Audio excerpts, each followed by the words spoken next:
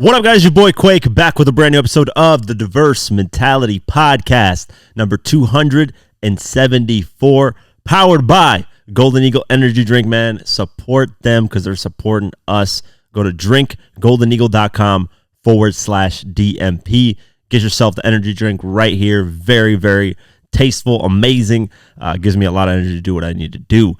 And they're supporting us for all of season 4, so please support them. Go to drinkgoldeneagle.com/DMP. Now, you guys already know, man, there's so much that's been happening. And I already covered a little bit of it, when it happened the night of. And you guys already know what's the big elephant in the room. Kendrick Lamar dissing Drake and a little bit of J. Cole. And then Future subliminally dissing Drake. And people kind of digging up a bunch of bars and lyrics from Drake's Her Loss and Drake's For All the Dogs, where now we're starting to put the pieces together of what Drake was allegedly subliminally saying to Future before everybody knew what was going on. So there's a lot to unpack. The night of when the Metro Boomin and Future We Don't Trust You album came out, everybody kind of went crazy over the Kendrick Lamar verse and even revealed a little bit about the Future verse on the title track. And I recorded a clip for that, posted on the main channel, so it's going to be in this podcast. But there's more to break down after that. There's been a lot more that's been revealed as the days have gone on. This is why I regret not being able to stream live sometimes, because I'm like, I miss these moments of getting these insane reactions. I would have reacted like crazy hearing that from Kendrick, and I'm mad at myself for not streaming, listen to the album and streaming it. I wish I would have done that. I think I'm going to, if J. Cole or Drake responds, I'm immediately just going to go live on stream and react to it. I'm not even going to listen to it and then never react to it. I kind of want to, I love these reaction moments because I see a lot of people reacting to it, and it's really cool to see. So I regret, I'm really upset and regret that I didn't go live for that. But I mean, shit happens. There's only so many ways I can go. I'm more of a documentary maker, and that's kind of more my route than being a live streamer and stuff like that. So there's a lot of different routes, to go a lot of these things. And I have a lot of success when I do live streaming and do reactions. Like on TikTok, it gets me a lot of views. So I don't know. There's a whole avenue where I could go that way and could do live streaming and go on Twitch and, YouTube or whatever and, succeed there. I could see myself succeeding there a lot, but I also don't want it to take away from the documentaries that I do because I really love doing them. And so that's kind of where I'm at with that. That's why I got upset, man. I was like, damn it, I wish I would have gone live to get, reaction to this.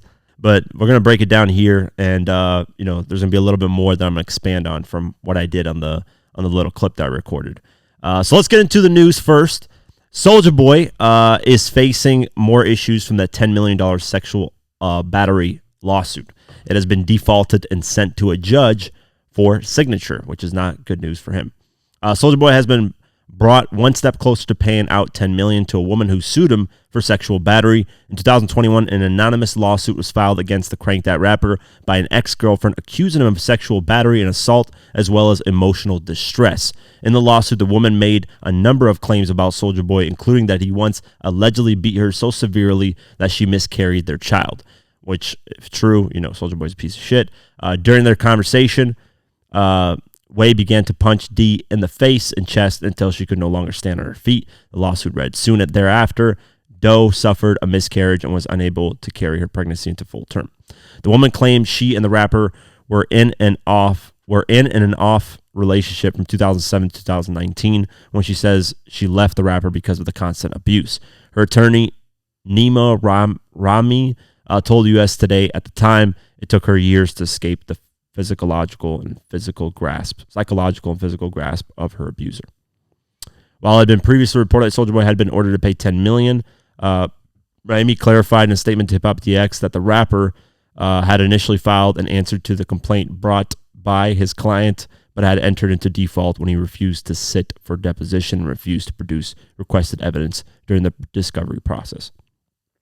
As a result, Big Draco entered into default, according to Raimi, which prompted him to enter a statement of damages along with a proposed order granting his client the requested $10 million. The judge, however, has not signed off on the order, and it is unclear whether Soulja Boy has any legal recourse to fight against the matter upon default. Yeah, he's screwed. Here's a we went over this with the Game situation as well. Game's not showing up to court, dealing with it. I think Game was on Vlad. And he clarified and said, hey, he had like a dentist appointment or something that he couldn't make it, and they weren't moving the schedule. But I'm like, dude, is it a dentist appointment I'm going to go to, or is it this 10 million or whatever, how much? I think he owed her like 9 million something lawsuit. Like, I'm going to go to the $9 million lawsuit. Fuck the dentist appointment. We could reschedule that. Unless like my teeth are actually hurting, I'm in pain, then it's a different story. And even then I would, bro, 10 million versus dealing with tooth pain. I've been through it. It's probably the worst pain period, at least for a man. I know women with pregnancy, it's a whole different thing. But for men, I think tooth pain is probably one of the, besides getting kicked in the nuts, tooth pain is probably one of the worst things I've ever experienced in pain. Like, I can't stand it.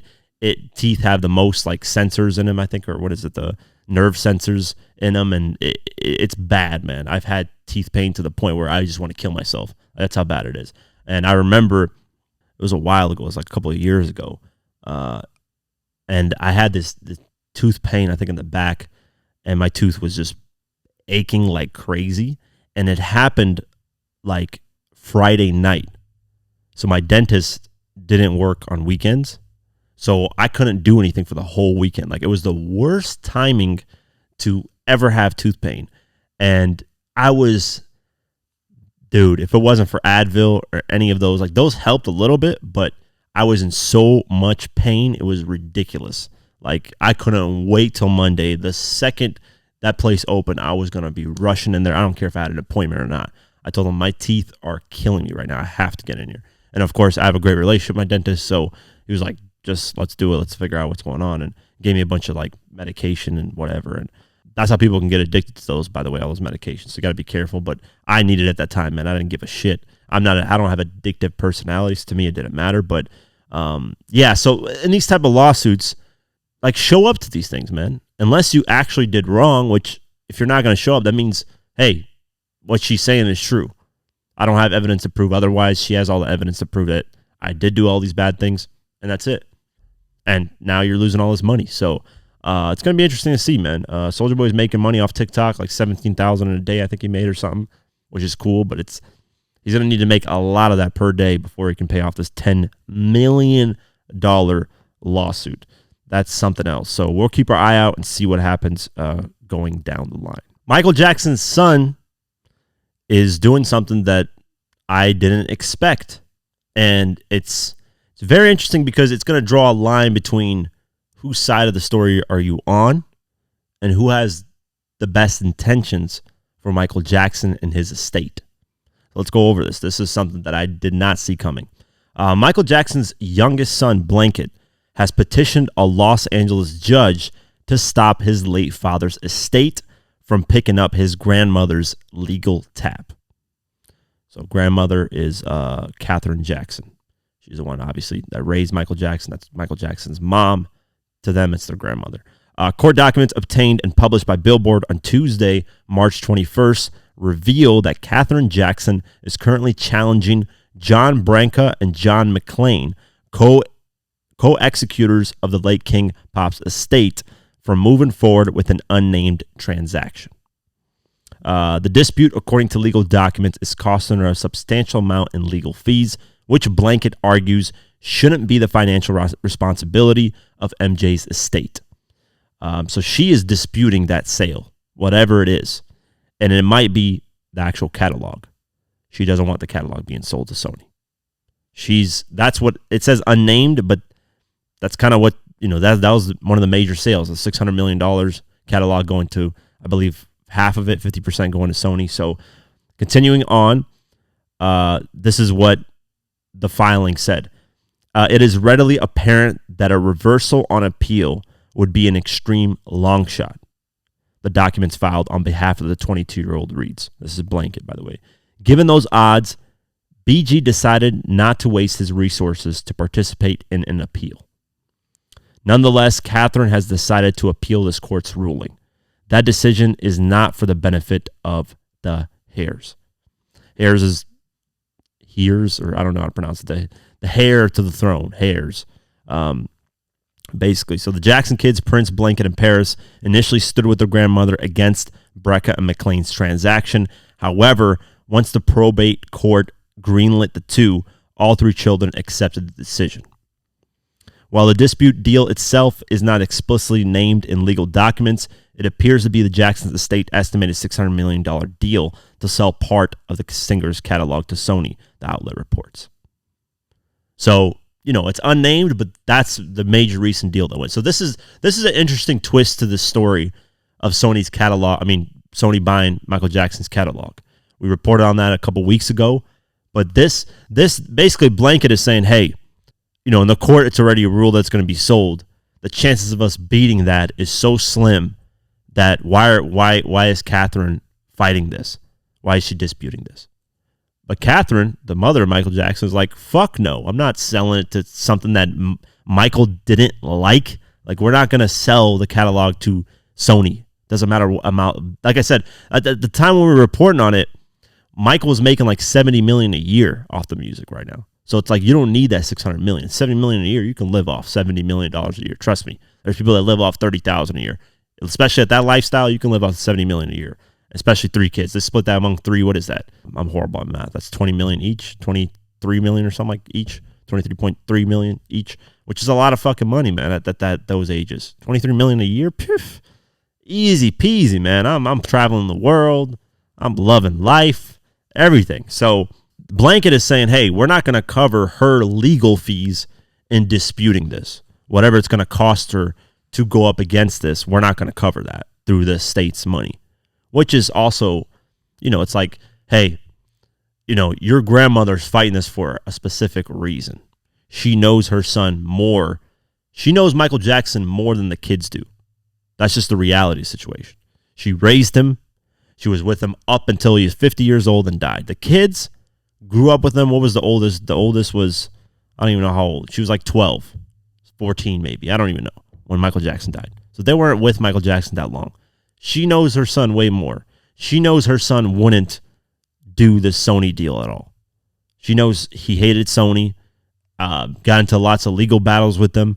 So why sell the catalog to that company? If you're going to sell the catalog, at least sell it to some other company. There's millions of companies out there that would buy Michael Jackson's catalog. But it looks like it's driving a wedge in between the kids and the grandmother. The grandmother, she's still, how old is Michael Jackson's mother, man? Catherine Jackson, because that's probably the last hope we got in terms of Michael Jackson's estate, 93. So, it's going to be, I'm not trying to wish this into existence, but, once she's kind of, sad to say, once she passes away, it's like the kids have kind of control of this, and I don't think they're going to respect. It seems like they're not really respecting Michael Jackson's wishes when he was alive, man. People need to step in more. But I mean, it's a $2 billion statement. It's worth so much money that at that level, there's so many people that get in between. These lawyers try to split people apart, and there's a bunch of middlemen that try to get into people's ears and ruin things. So this whole thing is going to be interesting to watch and see how it plays out if that deal actually goes through completely. But this is an interesting twist to the story, man. We'll keep our eye out and see. I'm with Catherine Jackson, obviously. I never agree with. I just don't think it was smart to sell the catalog. That catalog can feed generations upon generations. That's why Sony wants to buy it. That's why they're coughing up $600 million. You think they would cough up $600 million for something that wasn't going to make them back that money? They're going to make that money back, and what if it's $70 million a year that they're making? I think 50% of the catalog is $35 million. They're going to make that shit back in what? How many years? Let's do the math. Let's just say they're making $35 million a year off the catalog, off that 50% of the catalog. Let's just say $35 million. By the way, it's going to expand as the years go on. They broke it down about they're going to have theatrical shows, and the Michael Jackson movie that's coming out is going to be something that's going to make it big again. So let's say 35 times 10. So in 10 years, they would make $350 million. 35 times 20, $700 million. So in about, let's just say they buy it for $600 million. I'm just throwing random numbers out here because it could be more that they're making. Let's just say they buy it for $600 million. They make $35 million a year off it. In about 20 years, they'll make back the money they got. And then from there, from the rest on, they'll just keep stacking $35 million, $35 million, $35. So, there's going to be fluctuations where they're going to make $35 million. There's going to be years where they make 70. There's going to be years where they make 100. And I'm talking about 50%. I'm not talking about the full, 100%. But that's why they're buying it, man. They know the value of catalogs. Catalogs is something that you should try to keep as much as you can, because selling it would be one of the dumbest things that you can do. I have a catalog with all the documentaries I make, and there's been companies that have offered to buy it, but it's not like a full thing. It's like a 5-year deal where they'll give me upfront money, but they'll make this on the back end. And, it's tempting, man, because they'll offer some great fucking money that I'm like, shit, what I would do with that money right now, I can make 20 of those Give It Your Die Trying documentaries, no problem. But I'm like, the catalog, there's a lot of things that go into it, or just like, I don't know if I should or not. But we'll, that's something on my end that I'll look into. But yeah, this is going to be interesting, man. So we'll keep our eye out and see what happens moving forward. Meek Mill, he's got some more ideas for Philadelphia and all the gang violence that's happening. I know there was a recent artist that got killed going up to a car, shot on Ring video camera, which is very sad. So he's been noticing a lot of these things that's happening, all these shootings. Philadelphia is probably one of the worst places in America when it comes to gun violence. So Meek Mill wants to do something about that. So salute to Meek Mill. Let's go over the article. Meek Mill has proposed a deal that he hopes will help combat the rampant gun violence in his hometown of Philadelphia. The outspoken rapper and activist took to X on Wednesday, March 20th, to propose a generous deal to help fund gun violence initiatives with his recording income. He wrote this: I'm going to do a public contract with the city of Philadelphia where 10% of my music earnings go to the city of Philadelphia to combat gun violence in our city. I'm going to start this movement, Pipe Fat, I think he meant R.I.P. Fat Cheese. It says P.I.P., so I think he meant R.I.P. Fat Cheese is actually the person that I'm talking about, the Ring camera that got shot. I want to do in contract the city of Philadelphia. So shout out to Meek Mill, man. I just wanted to talk about this because I know Meek Mill got a lot of clowning and stuff for the Diddy stuff and called him Freak Mill, and Meek Academics called him Freak Mill, and stuff like that. But if he's actually doing these initiatives, and that's really amazing, man. To donate 10% of your income that you're getting from making music, that's something, man. That's not something that to be frowned upon. If he makes $1 million, it's $100,000. It makes $5 million a year. That's what, I don't even know the math. $500,000. That's money that can do something. So I just wanted to talk about it quick, just to give Meek Mill his props. Salute to him for doing that, because I wish more artists would do this. I wish more artists would take initiative to do this, because they're the ones that's making a lot of this aggressive music that's potentially fueling a lot of this negativity as well. Not blaming it on the music, because the environment is what the environment is, and there's a lot of deep, really rooted causes of it. But if you're gonna make all this violence music, at least do something to go against it. That's one of the best things to do. So we'll keep our eye on this. Nicki Minaj and her husband are facing more issues when it comes to the lawsuits that they've been having for quite a bit of time. Lots of different ones. So let's go over the article. Nicki Minaj and her husband Kenneth Petty may be on the hook for over $500,000 for failing to respond to an assault lawsuit. TMZ obtained documents on Friday, March 22nd, that show a default judgment entered against them in the LA County Superior Court in the amount of $503,000. The issue stems from Thomas Wiedenmuller, a security guard who first sued the couple for $753,000 in 2022 for an assault that allegedly happened during a Nicki World Tour show in Frankfurt, Germany back in 2019. According to Wiedenmuller, the alleged skirmish happened when a fan breached the security barricade and got on stage while the Pink Friday rapper was putting on her show. Though Minaj's personal security team managed to escort the fan off stage less than 15 seconds later, Minaj and Petty allegedly confronted Wiedenmuller and his team about the incident after the show. Nicki Minaj then allegedly called a female security guard on Wiedenmuller's team a fucking bitch and began blasting her live on social media. That's when Wiedenmuller stepped in and escorted the female security guard away from the situation. He claims he then went to Minaj's dressing room to address the issue, and Petty allegedly punched him in the face as Minaj began cursing. Wow. Wiedenmuller also alleged that Minaj directed Petty to attack him, thus prompting the suit for battery, intentional infliction of emotional distress, and negligence per the outlet. Last April, Wiedenmuller made a motion for the court to grant a default judgment in his favor because the Pettys had failed to respond to the suit at the time. Just under a year later, the motion has been granted following what appears to be no movement from Minaj or Petty's end. Wow. Yeah, man.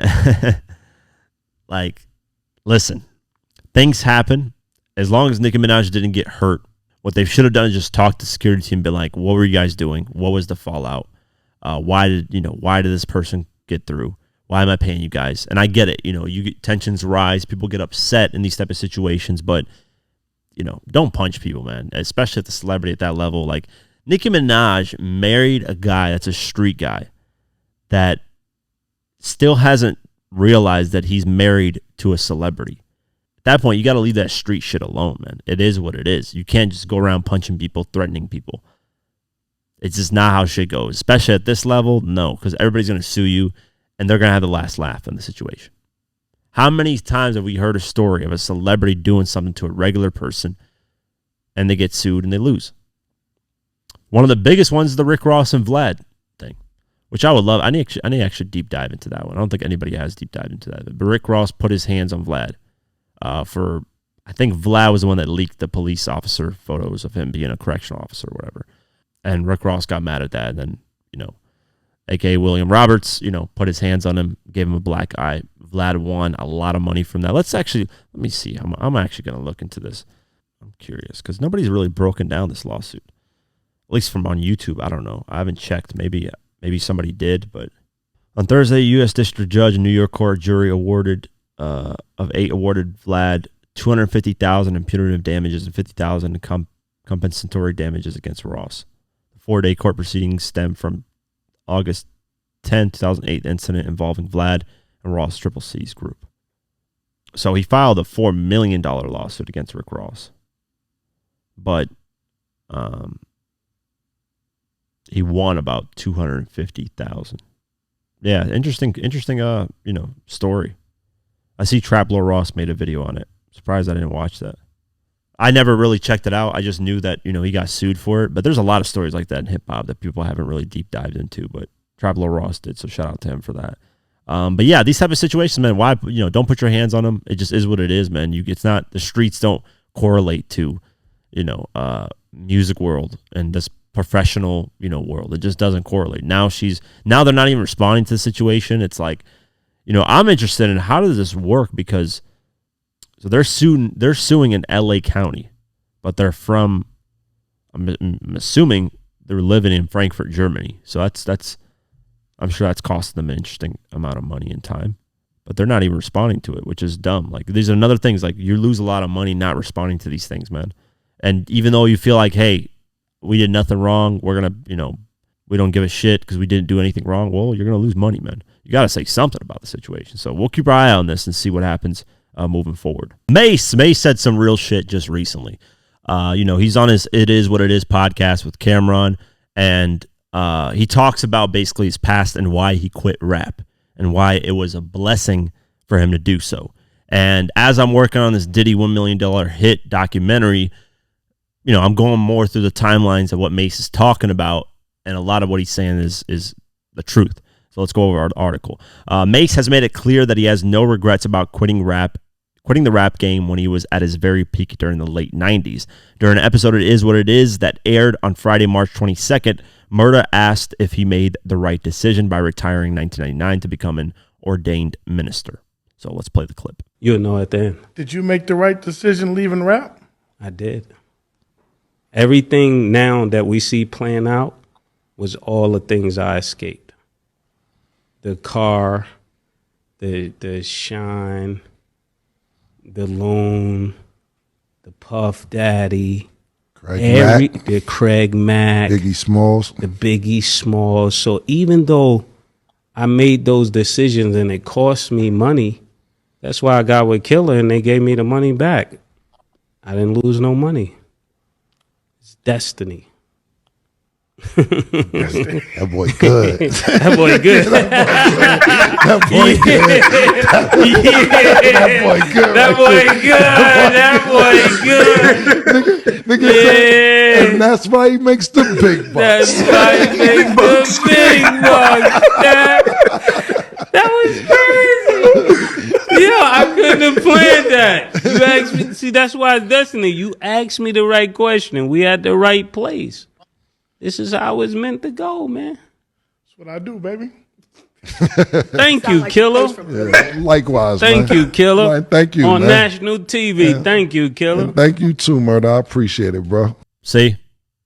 And Mace is right, man. There's so many incidents of these type of things where things might seem they'll go wrong for somebody, but then all of a sudden it's the best blessing in the world. And it happens to, this should give hope to a lot of people, man. If you're in a situation where you feel like there's no hope, eventually things turn around, man. And obviously they don't turn around with you just, being depressed all day and not doing anything. Obviously, life does get tough, and there's moments where in everybody's life things just seem very low, but things will always turn around. What goes up must come down. What goes down must go up. And that's just the reality of the situation. And as I'm doing this Diddy $1 million hit, I just noticed, the catalyst that people don't mention of the Biggie and Tupac beef is Big Jake, which is Suge Knight's homie that got killed that night in Atlanta at Jermaine Dupri's party. That's the catalyst to all the death and murder that happened following that. And the crazy thing is, it happened on September 23rd, 1995.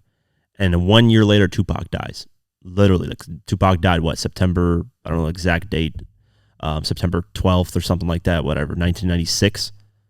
1 year, within 1 year, so much death and violence happened. And that all had to do with Suge and Diddy and the negativity. When Big Jake died that night in Atlanta, they were arguing amongst each other while this guy was dying on the street, breathing his last breaths. And one guy, I forget who it was, stepped in and was like, there's so much death surrounding you guys. It's utterly ridiculous. And Mace saw that. Maybe not, obviously he wasn't really at the time that much connected to Diddy, but he saw all the stuff that Diddy is connected to a lot of death, man. That's just the reality of the situation. Obviously, Suge Knight is as well, but that's what happens when you get involved in a lot of gang violence and stuff.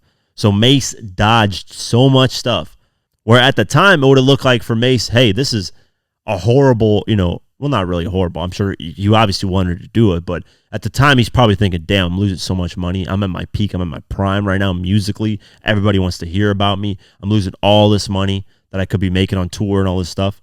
But hindsight, looking back, look, man, this is how it was meant to go. I dodged all those things that's going on with Diddy. And even now, all those things are coming to light, all those bad things that Diddy did. I dodged all of that. And now I'm getting money back doing what I'm doing right now.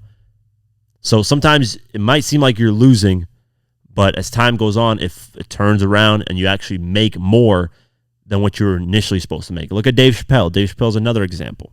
Leaves the Dave Chappelle show, walks away from $40-50 million, walks away from an environment that he felt was toxic, that was destroying him. Everybody called him crazy and stupid.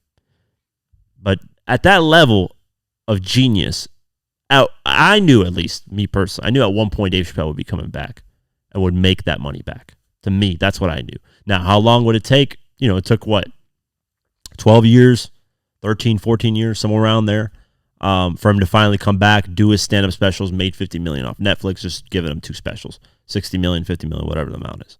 So that's what I mean. Sometimes situations might not be perfect at that moment, and things might crumble, and it just might not work at that moment. But as long as you stay on your path, and obviously you gotta actually try, because I'm not just sitting here and speaking things to existence, which can happen, but you have to also put in some work. And look what happened now. Maces and Cameron are doing their thing, securing deals with with their podcast. It is what it is. And it's funny. He said that's why he makes the big bucks. That was funny at the end. Mace and Cameron got great chemistry. But, man, shout out to Mace for saying that, man. That should give a lot of people hope, man. Salute to Mace for that, because that should give a lot of people hope that are going through things in their life. And just know that, man, things go up and down, man, in life. And that's what makes us appreciate things. Because if everything was just going smooth and great, we would never appreciate it, because that's all we know. We don't have a feeling of going down. What did 50 say? Joy wouldn't feel so good if it wasn't for pain. So shout out to 50, man. Always got to reference him. The GOAT. So shout out to Mace for that, man. Really, really, really great breakdown of avoiding all those things and doing better for himself in the future and not being, tied to more bad things in life. So before we continue, I want to give a shout out to Golden Eagle for sponsoring this podcast. Yes, if it wasn't for Golden Eagle, this podcast wouldn't be possible. If you're looking for an energy drink that doesn't tear a hole in your pocket, Golden Eagle energy drink is the one you want to get. Golden Eagle has the smoothest taste with no aftertaste. You don't get acid reflux when you drink it. and you will save a lot of money. So check out Golden Eagle at drinkgoldeneagle.com/DMP. The link is in the description below. And how do you think this podcast would be possible without me having energy to do it?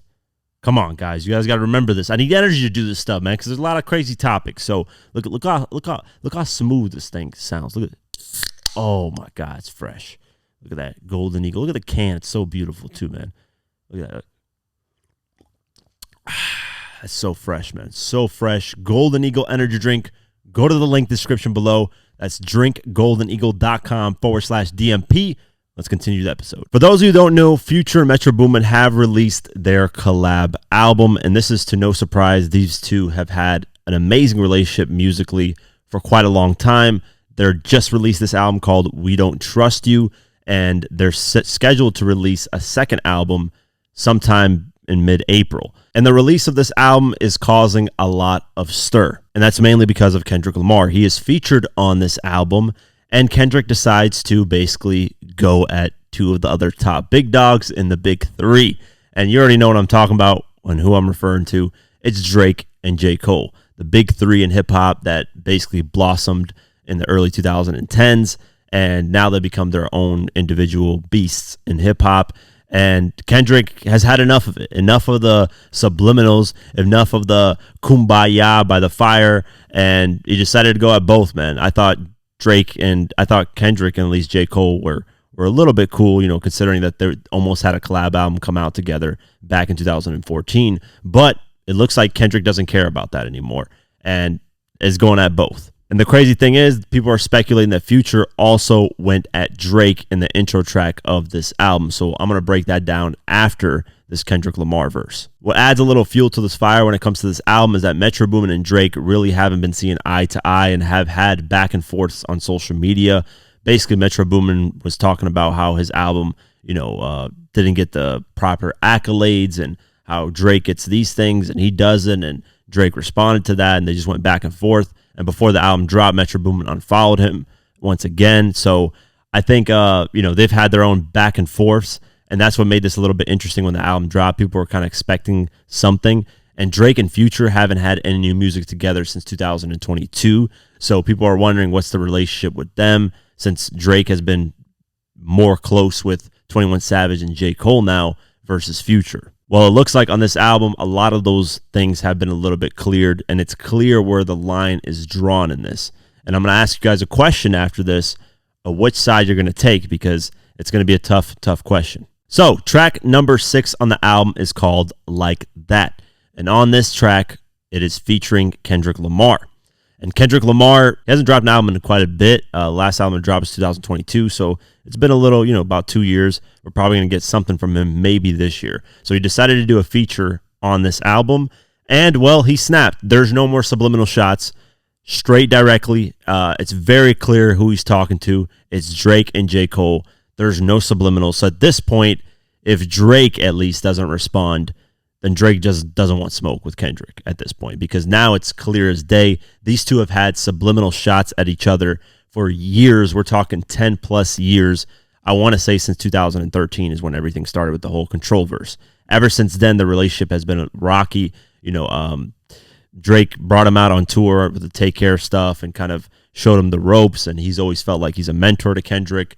Kendrick really hasn't felt like that. He's felt like he's his own big dog. They're the same age, so there's things there that have always been brewing as time's gone on. But the Kendrick Lamar Control verse is what really heightened things up to the next level, where Drake felt like, hey, this guy's doesn't really isn't really cool with me like that. He just wants to compete, which I don't mind. That's what hip hop's about. It's about competition. So ever since then, they've been going back and forth with a lot of subliminals, but on this track, it is official. It is clear as day. This is about as direct you're going to get in hip-hop in 2024, besides actually naming the person's name. So after this, if Drake doesn't respond, and, you can even throw J. Cole in there, even though Kendrick and J. Cole, they've had a little thing here and there, but they've been more friends for the most part. But if Drake doesn't respond to this, then it's clear as day he doesn't want any smoke with Kendrick Lamar. It's really that simple. If he sends subliminals and a couple of tracks, it's going to be really corny. Like, he has to go in, do it like a Meek Mill, do it like a Pusha T situation. So let's go over the verse. He starts the verse saying, these guys talking out of their necks, don't pull no coffin out of your mouth. I'm way too paranoid for a threat. AA, let's get it, bro. DOT, the money, power, respect. The last one is better. Say it's a lot of goofies with a check. DOT, the big three, he's saying basically is just me. And he says that later on in the verse. So the DOT implies that, hey, it's money, power, and respect over here. And the last one is the one I really value, which is respect. And he's rightfully so has felt disrespected as time has gone on between Drake and now even J. Cole. He says it's a lot of goofies with the check, which could be another word, play on words with Drake having to deal with Nike and the check. So that could be something there. But continuing on, he says, I hope them sentiments symbolic. My temperature bipolar. I chose violence. Okay, let's get it up. It's time for him to prove that he's a problem. Here we go. Guys clicking up, but cannot be legit. No 40 water. Tell him. Yeah, get up with me. Fuck sneak dissing. First person shooter. I hope they came with 3 switches. That is clear as day. I'm not sneaking dissing anymore. If you guys know Drake and J. Cole's track that went number 1, first person shooter, on that track, Drake and Cole really went at a lot about being GOATs and being the best in what they're doing. And then even J. Cole mentioned, Kendrick Lamar on the song saying this in his verse. He said this, love when they argue the hardest MC. Is it K-Dot, is it Aubrey, or is it me? We the big three like we started the league. But right now I feel like Muhammad Ali saying, hey, I'm the best. Muhammad Ali, arguably to most people in the world, is the best boxer. And then Drake has, said, hey, these fine women debating about who to go. I'm going to say it then, who to go, basically say I'm the GOAT, and I'm beating Michael Jackson numbers here. Of course, down the line, he says, guys talking about when this going to be repeated. What the fuck, bro? I'm one away from Michael Jackson. Beat it. So, he's Michael Jackson pretty much everybody in the world is considered the best entertainer of all time. So these two artists on this track, Drake and J. Cole, were really hyping themselves up and just basically saying that they're the best, period. I mean, the track started out with J. Cole saying, I'm not 3, not 2, I'm the uno. Yeah, number uno. Me and Drizzy, this shit like a Super Bowl. So, yeah, Kendrick didn't like that, man. Kendrick took no liking to that. So this is what he's talking about on this verse. Fuck sneak dissing, first person shooter. I hope they came with 3 switches. And then he continues, says, I crash out like fuck rap this Melly Mel if I had to. Got 2 T's with me. I'm snatching chains and burning tattoos. It's up. Lost too many soldiers not to play it safe. If you walk around with that stick, I ain't Andre 3K, which is a good line because, Andre's been carrying around the flute like that all over the place. Then he says, think I won't drop the location? I still got PTSD. Now, this is where he makes it even clear as day that he's going at Drake and J. Cole. He says, motherfuck the big 3 is just big me. Bum what? I'm really like that, and your best work is a light pack. He said your best work is a light pack, meaning to him, anything Drake or J. Cole have released, it's nothing. It's light work to him. Continues on and says, Prince outlive Mike Jack. Now, this is obviously reference to first-person shooter, where Drake's talking about being Michael Jackson. And what he's saying here is Prince and Michael Jackson have had their own history of beef. So that's the interesting part about this. And Kendrick has really taken more of a liking to Prince over the years. And even at one point collaborated with him before he passed away, kind of had a chance to, but not really. So he's saying Prince outlived Michael because Prince lived longer than Michael. Michael passed away in 2009 and Prince passed away in 2016, I want to say.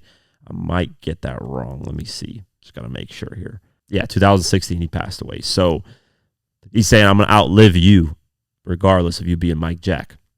And then he was like, for all your dogs getting buried, that's a K with all these 9s. He going to see a pet cemetery.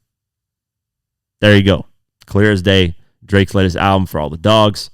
They're all going to get buried, he says. K with K9, K with the 9.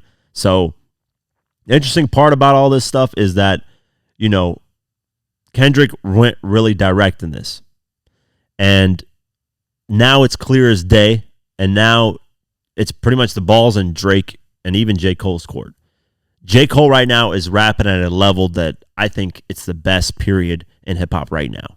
I think J. Cole has really elevated, and I think he's finishing up his album, he said, while he's on tour with Drake. So we could expect something from J. Cole off the album. I don't think he's going to respond directly right now, but I think we're going to get something on the album. And then Drake, I don't know, maybe he just drops a diss track the next day. All I know is I've been saying this for years and years and years. I've always wanted a Drake versus Kendrick Lamar battle. Now, there's another side to it that I didn't really think about, Drake versus J. Cole. That would be interesting. Kendrick Lamar versus J. Cole. I think that would be very interesting as well. A Kendrick Lamar versus J. Cole battle would be interesting. But I want more of a Drake versus Kendrick Lamar because I think, that's been brewing for so long that these two just need to go at it at this point. Kendrick's making it clear as day. He doesn't fuck with them. He drew a line in the middle. And this is the question I'm going to ask you guys. Which side are you taking? Future and Kendrick or Drake and J. Cole? Choose a side. I'm curious what you guys are going to say. Me personally, it's hard to choose, but I'm going to go with the Drake and J. Cole side because I love J. Cole. J. Cole, to me, out of all of them, is the best. That's just my opinion. I think Born Sinner is the better album out of everything that any of those artists have released. But that's just my opinion at the end of the day. So I'm going to go with the Drake and J. Cole side, even though I love Kendrick and Future. That's like the hardest thing. So that's the question people have to ask. Which side are you going to take? The line has been drawn in the sand, and Kendrick has made it clear as day. He wants nothing to do with them. What's funny and ironic is Big Sean dropped a new track, and it's overshadowing anything Big Sean released right now because of what Kendrick's verse did. And this is like the second time Kendrick has done this to Big Sean, which is unfortunate because Big Sean's finally making a comeback to music. And he even talks about the big three and saying how he's not part of it and people don't mention him a part of it. So he had his own line about the big three. Continuing on, this is the intro track, We Don't Trust You, off the album. Future, people are speculating, is going at Drake. So let me go over the verse. You a guy's number one fan, dog. Sneak dissing, I don't understand, dog. Pillow talking, acting like a fed, dog. I don't need another fake friend, dog. Cause can't be about a hoe, cause we sharing, dog. So people are thinking, hey, this is subliminals at Drake, and something because Future's loyal to Metro Boomin, and Metro Boomin isn't cool with Drake. There's something going on in between there, and who knows, man? He's probably saying pillow talk, or maybe Drake says something about Future to another female behind the scenes that we don't know about. But this might be the line where Future and Drake are going to throw subliminals at each other. Right now, it's very early to tell, but a lot of people are speculating these are lines at Drake. So we'll keep an eye out on that, of course. But I'm more excited, like I said, for the Drake versus Kendrick Lamar. This is something I've been wanting for ages. Like, finally, there's a direct shot. Shout out to Kendrick Lamar for going directly. And by the way, there's been leaks, the Element OG, where there's a direct shots at people. So Kendrick's been going direct and likes to go direct. But I don't know. It's just been. I think he was waiting for Drake to kind of do the thing, and then it's been back and forth. Kendrick's like, fuck it now, man. Y'all teaming up, being buddies over there. I'm gonna ride this shit solo. So I'm happy because there's hip hop competition. As long as it doesn't turn to real beef, people compete, man. This is what hip hop's about. It started as competition. It needs to continuously be competition. I'm tired of the kumbaya stuff. Let's get some shit going. Let's get some bars going. And who knows, man? What side are you taking? Future and Kendrick or Drake and J. Cole? Let me know. It's very, very slight. I'm leaning more towards the Drake and J. Cole. Slightly. It's like right in the middle. It's very hard for me. Very hard for me. But, we'll keep our eye out and see what happens going forward. Continuing on from the diss, fans, as the days have gone on, have broken down a lot of the Future and Drake stuff that we didn't know behind the scenes. So we knew Drake and Kendrick had tensions together. In fact, Drake and Kendrick, there was an interview on ESPN that apparently Drake did that never came out, where he was going in on Kendrick. He said, and it was on an ESPN Sports Center show or something, and Drake was just going all out, disrespecting Kendrick. And they pre-recorded the interview and were supposed to premiere it like a couple hours later at 12 or 1. But Drake's team called and said, destroy that interview. We don't want it out. And then, the higher-ups at ESPN said, yeah, we're destroying it. So that interview has never come out. But apparently, according to one of the hosts, that interview would have set off catastrophic when it comes to Kendrick and Drake beef. It would have been at a whole another level because that would have been a direct shot at Kendrick, and that would have been something interesting that, after all these years, it's been a lot of subliminals back and forth. Now, Kendrick did go a little bit directly at him when he was doing, obviously, the Control thing, and then when he did the BET Cypher freestyle at the BET Awards, where nothing's been the same after I tucked a pajama rapper, and his feelings or something like that. When you're mentioning album titles, nothing was the same. That's about as clear as day that, you're going at Drake. So that's probably the clearest we've ever gotten is from Kendrick mainly. Drake, though, will subliminals here and there, and you'll have to fucking go through a wormhole of shit just to figure out what the fuck he's saying, which to a certain extent I respect, but mostly I hate it because it's like, just go directly, man. You can do, bars and intertwine things if you just go directly as well. So, throughout all that whole battle and stuff, now we know now Kendrick has gone super direct, so now we know that the Kendrick and Drake thing is solidified. It's there. It's Drake's turn. The funny thing is, though, Drake isn't responding. He is mainly it seems like he's mostly responding to Future, because Drake came out at his show last night. Now, if you don't know, Drake, Future and Metro Boomin have a track on their album called Princess Diana. And Drake decided to perform Meltdown, which is a song he's featured on Travis Scott's album. And he's playing, while he's saying these things, he's playing visuals of Princess Diana. So people are speculating that he's definitely, he's sending subliminals right there off the rip. And on the verse, he says tensions are rising. So let me play the clip for you guys so you guys can check this out.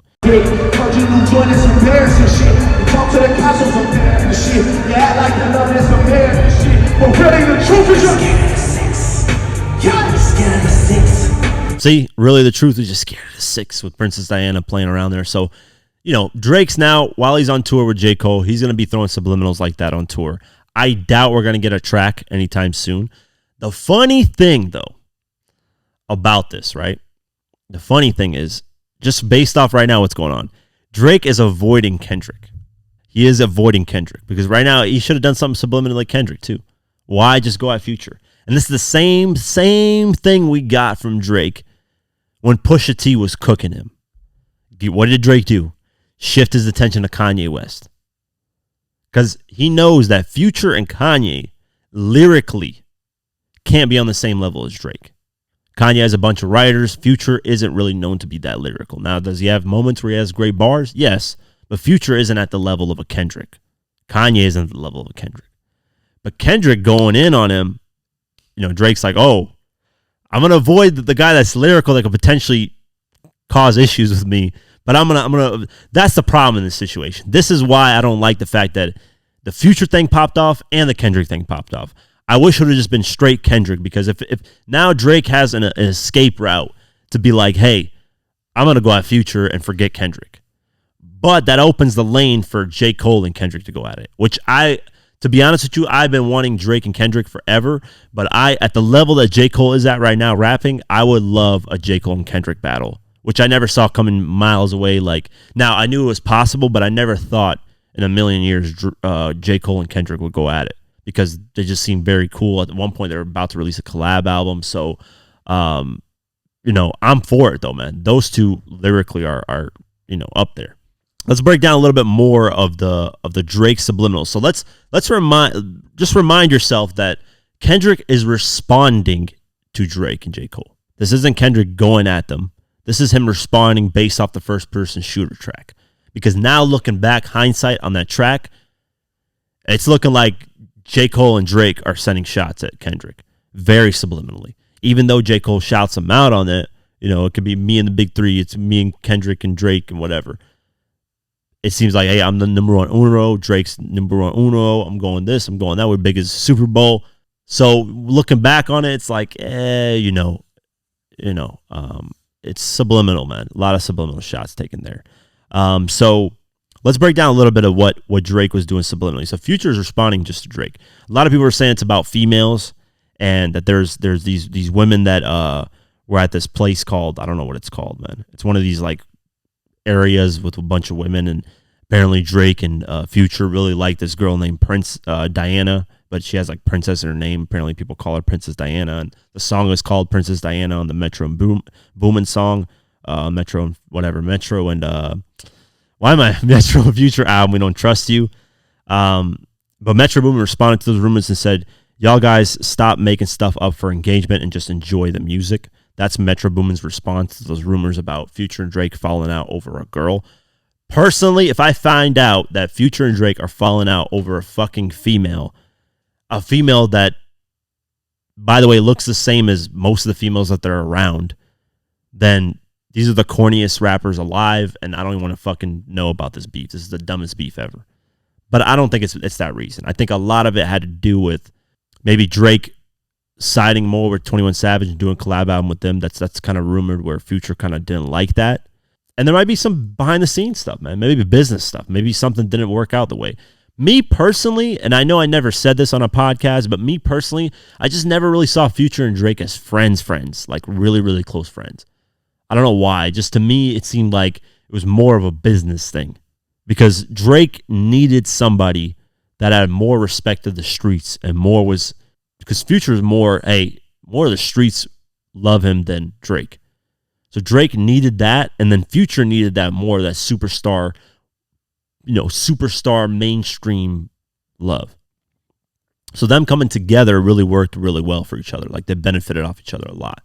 And, you could argue, people were arguing that Drake was kind of carrying Future a lot for his career, but Future's doing perfectly fine right now. So continuing, let's go over some of the Her Loss, because there's some bars on Her Loss and For All the Dogs that people investigated and found out that, hey, these are shots at Future that we had no idea about. And the funny thing is, Kanye called this out a while ago. He said, Drake's going to be dissing you. He said this on Drink Champs. Drake's going to be dissing you, and you're not even going to know it. It's going to be so slick that by the time people figure out, it's going to be years later. So this is what Kanye said on Drink Champs, which is really cool. So when Drake don't do a diss, like an outright diss song where it's a headshot. He's going to set it up like war. You know what I'm saying? Calculated and strategy. Yeah, when people went to go get Hitler, they didn't go straight for Hitler. They set up fake tanks. They set up this, they did. So he gonna do stuff like live 5 blocks down the street from you, DM every.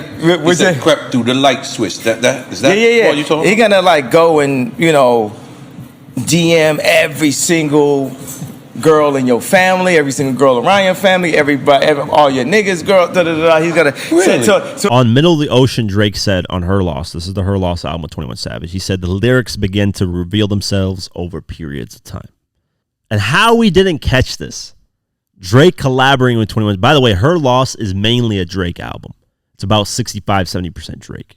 It seemed like 21 Savage was used as kind of like a token to be like, hey, I'm siding with this guy.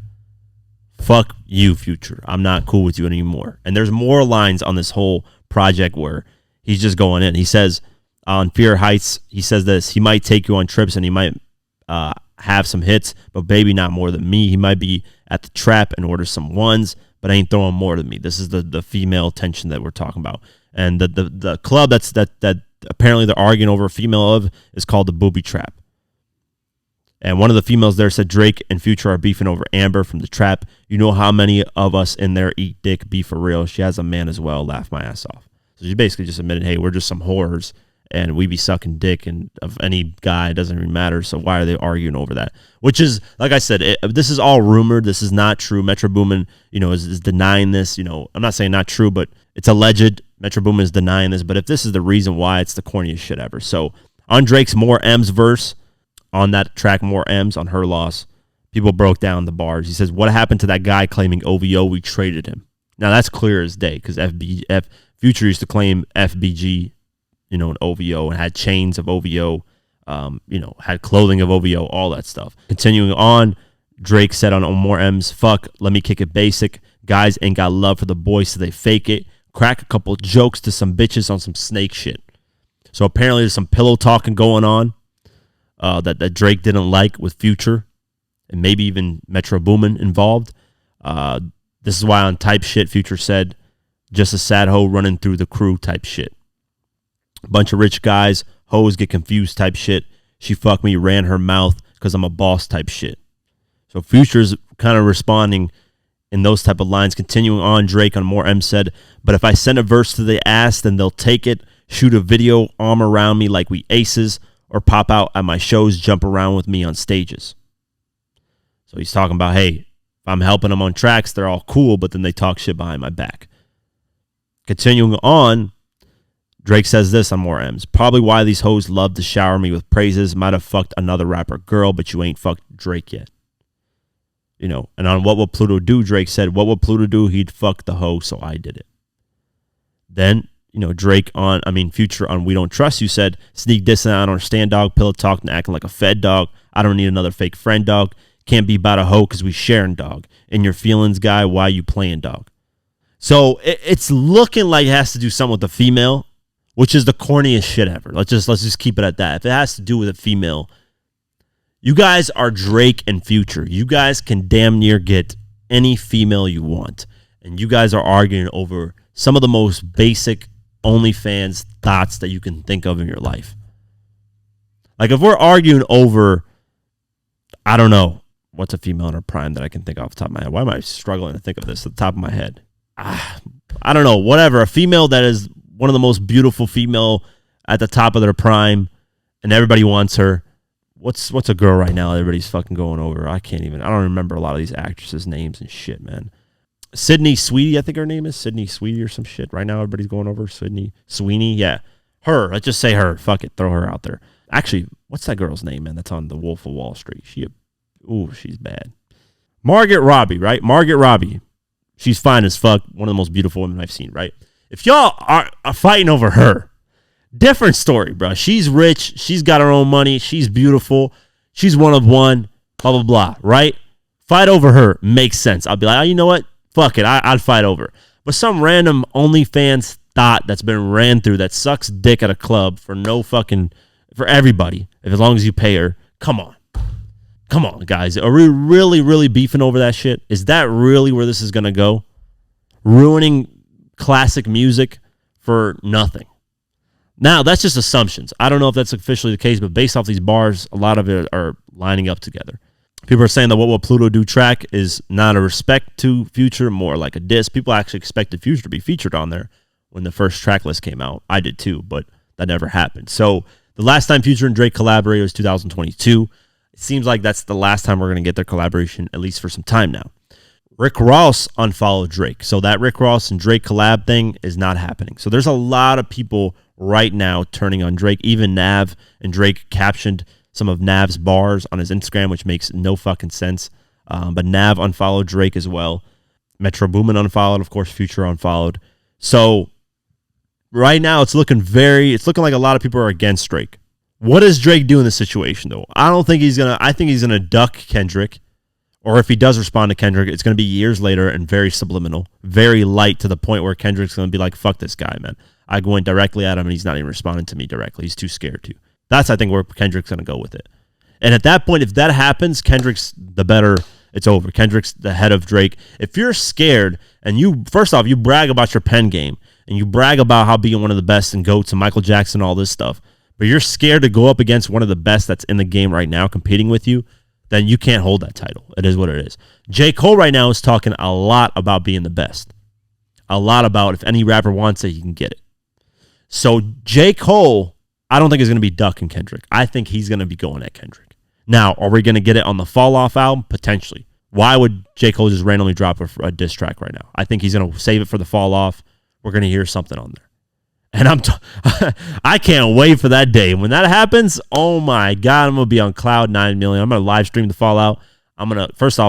Right now, J. Cole has my number one spot. I know a lot of people, when I dropped the clip talking about how my favorites of all is Born Sinner when it comes to all those artists' album, when it comes to Drake, Kendrick, Future, and J. Cole, Born Sinner beats all of them to me, in my opinion. That's just my opinion. People were laughing at it. Whatever. It's my opinion, guys. That's what I like more. Other people like Take Care as the classic more. A lot of people like Good Kid, Mad City from Kendrick. A lot of people like Dirty Sprite 2. Not saying that these guys delivered bad albums or anything. I'm just saying the top of the top out of all these artists, to me, is J. Cole, and Born Sinner, to me, proved that. So it's picking sides at this point. Is it Drake and J. Cole, or is it Future and Kendrick? And then whatever comes at that side, because Future and Kendrick is probably going to get Kanye and Pusha T. Drake and J. Cole is probably going to get, I don't know who else. Probably forgetting a bunch of people. Maybe Lil Wayne, maybe, I don't know, a bunch of other people on their side too. So I'm glad I split a line in between, man, because I'm tired of this kumbaya, DJ Khaled, let's all show love, we the best, blah, blah, blah. Let's get on these collab tracks, let's love each other. That's cool, and it survived and lasted for quite some time, but I want full-on battles and war. Even William Roberts, man, jump in there. Because what's Rick Ross's baby mama, Tia, said that Rick Ross talks bad about Drake. And Rolling Oaks. And I heard it's a trap house. They said Rick Ross a billionaire. Yeah, he ain't no billionaire. He over-exaggerate everything. Y'all better stop believing that bitch. He do shit for the gram. And Drake, I want you to call me because I got something to tell you personally. He talk about your family bad, and he racist too. He talk about Drake like a dog. Girl, he got a baby from a Russian woman, look just like Drake. Beautiful little boy. Same age one of that girl got them 3 children from, baby. Them children the same age. That's why she be hiding in the hole somewhere every now and then. Because she know he got a baby that her last baby. What Rick Ross tell you Drake business allegedly? Because he pillow talk with me all through the night when he wants sandwiches and wake up. His sleep pattern out. Yeah, that's just Tia's just disrespecting the fuck out of Ross. He wake up and talk when he wants sandwiches at night. That's hilarious, bro. That is hilarious. But you know, Rick Ross talks about your family and he's racist. He pillow talk with me all through the night when he wants sandwiches. What did 50 say, man? What did 50 say? Come on, guys. I'm gonna play this for you guys. What did 50 say? It's already probably these lyrics already running through your mind. Come on. If I get shot today, my phone will stop ringing again. These industry bitches ain't friends. They know how to pretend. Nobody in the music industry is actually friends with each other. It's all WWE. That's why Kendrick said, fuck all of you. I don't want to be your friends. This is why 50 and Eminem don't intertwine a lot with these motherfuckers. They do the songs and that's it. Because it's fake, it's Hollywood, it's industry, it's bullshit. It's how can I use this person to make myself bigger? Drake's done that with a lot of people. He's also helped a lot of people, though, to give Drake his props. The Drake stimulus package helps a lot of people. But if he can't find any use of you, bye-bye. Next person, 21 Savage. After 21 Savage, bye-bye. Next person, I don't know who the fuck next is going to come. But that's the music industry, guys. And I haven't been directly involved in the music industry that heavy, but I can tell, man. I can read people. When I talk to certain people, I'm not going to name names. I'm like, yeah, he's needing me for this, and I can see it, and it's unfortunate, man. I wish people would actually be loving and loyal to each other and actually, care, but most people just want their own agenda and stuff done. So, yeah, that's pretty much a lot of the breakdowns of it. There's a lot of talk. So we're going to keep our eye out and see what exactly is going to happen. I am going to review the Metro Boomin and Future album, We Don't Trust You, on the next episode because I wanted to listen to a little bit more, give myself time to consume it a little bit more. But yeah, we'll see. We'll keep our eye on what happens. I can't wait. I hope J. Cole responds. I hope Drake responds. I hope it's not just a bunch of subliminals and corny stuff. I hope we actually get a battle, man, finally. If you're at the top, there needs to be a moment where you're battling the top. 50's done it. Jay-Z's done it. I want to say Eminem, but nah, he's been battling a lot of people that really aren't at his level. The greats have all done it at a certain point. Well, as I was recording the podcast, it looks like Drake has officially responded to all the people that have basically clowned him. And it's not the way that we wanted. We wanted the music, Drake. But Drake is in Drake fashion going to do things whenever he feels like it and at whatever moment he feels like it. So let's play the clip of Drake responding. He's on stage. He's touring currently with J. Cole. And, we weren't expecting music immediately because obviously they're on tour, so it's going to be a minute. I'm sure they're going to, come up with something. At least J. Cole's going to respond. I know that for a fact, probably on the fall off. Drake, though, is, it's looking a little skeptical. So let's play the clip and let's see what he has to say. A lot of people ask me how I'm feeling. I'm gonna let you know how I'm feeling. Listen, The way I'm feeling is the same way I want you to walk out of here feeling tonight about your fucking self. Cause you know how I'm feeling? I got my fucking head up high, my back straight, I'm 10 fucking toes down in Florida or anywhere else I go, and I know that no matter what, it's not a nigga on this earth that can ever fuck with me in my life. And that's how I want you to walk out of here tonight.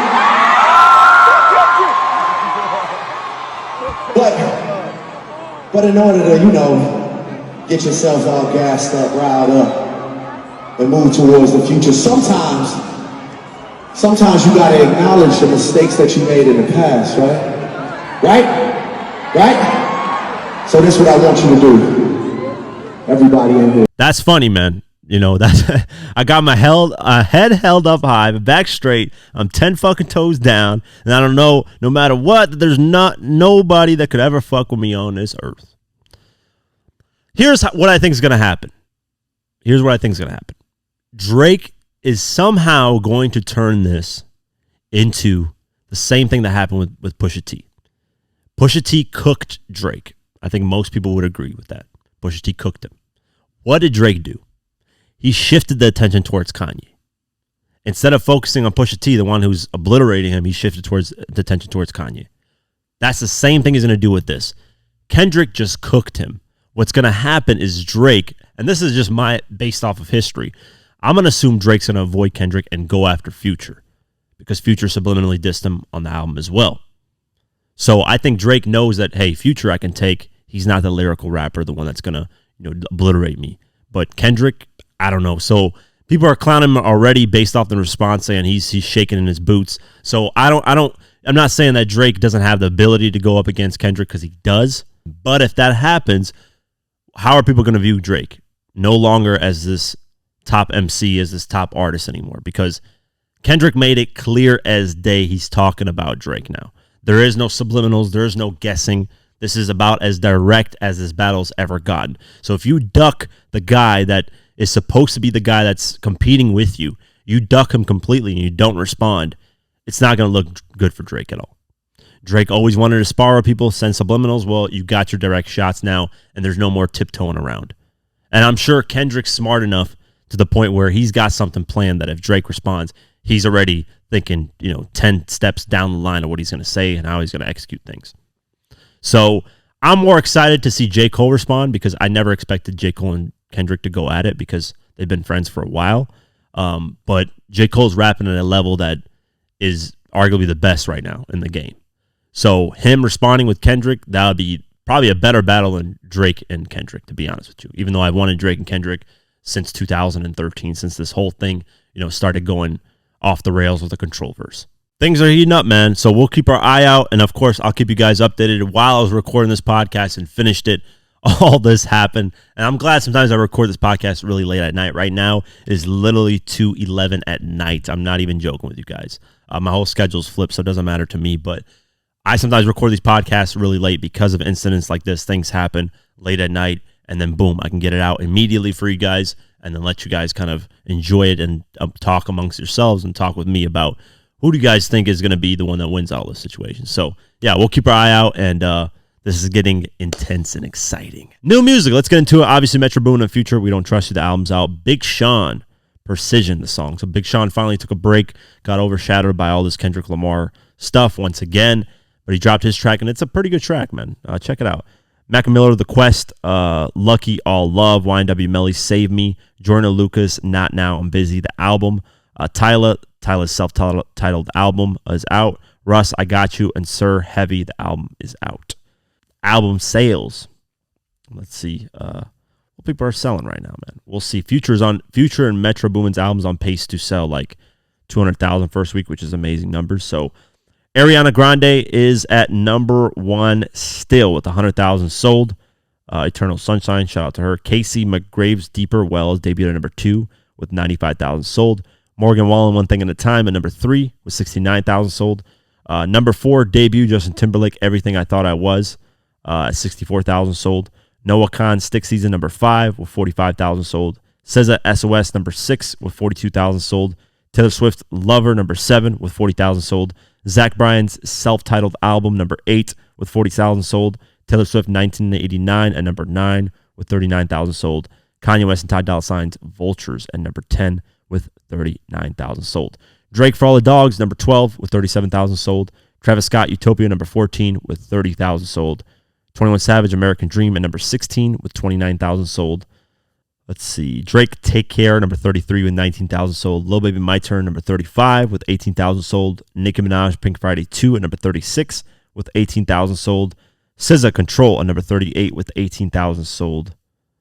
Eminem, Curtain Call, number 45 with 17,000 sold. Metro Boomin, Heroes and Villains, number 46 with 17,000 sold. Rod Wave, Nostalgia, number 47 with 16,000 sold. And that's it for album sales. And that's it for today's episode of the Diverse Mentality Podcast. Please support Golden Eagle Energy Drink, powered by them. They sponsor all of season 4. Check them out at drinkgoldeneagle.com/DMP. Show them love and support. It would mean the world to me. They're showing love and support, so show them love and support. Obviously, Spotify, Deezer, Podcast, YouTube, all that. Follow us. We appreciate you. Have an amazing night, day, whenever you're listening to this, and peace.